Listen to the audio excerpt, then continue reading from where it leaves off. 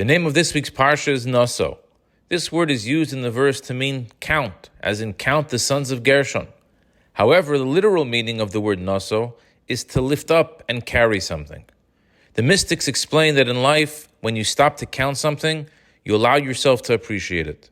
Things that are meaningless and insignificant, you don't bother to stop and count. Furthermore, when we pause to quantify our accomplishments, this provides us fuel to further grow and expand. The word Naso, firstly to count, and by extension, to lift and carry us, to propel us further to a destination of growth. Just a few hours ago, we concluded the holiday of Shavuot, the celebration and reliving of the giving of the Torah on Mount Sinai. Thank God we had a most beautiful holiday in Windsor Terrace. To accommodate the larger than usual crowd, we needed to rent a bigger space to pray in and read the Ten Commandments.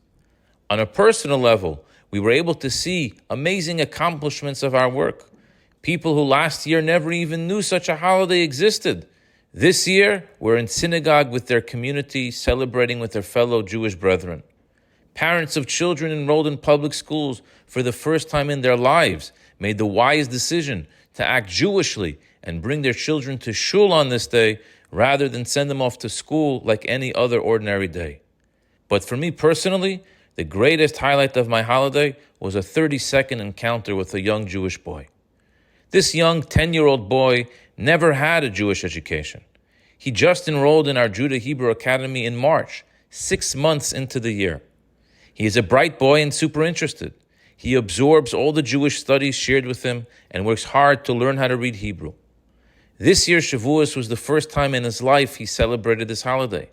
He joined our children's program, heard the Ten Commandments, and enjoyed the special holiday lunch. Before he left to go home, he was looking for the rabbi to ask him a question. He found me, and he said he had something to ask me. I said, sure, and this was his question. Rabbi, he said, since Judah is finished for the year, do you think it would be possible if me and you could learn together on Zoom every Wednesday in the summer? To which I replied, of course we can and we will. We shook hands and we made a deal. Every Wednesday of the summer, me and him to study on Zoom together. My friends, this is a 10-year-old boy, and we can and must all learn from him. For every child, the summer is the time of fun and more freedom. Extra studies is the last thing on a child's mind, but not when your soul is on fire, not when you taste the truth. If he can give up some fun time to study, so can you. If there is a will, there is a way.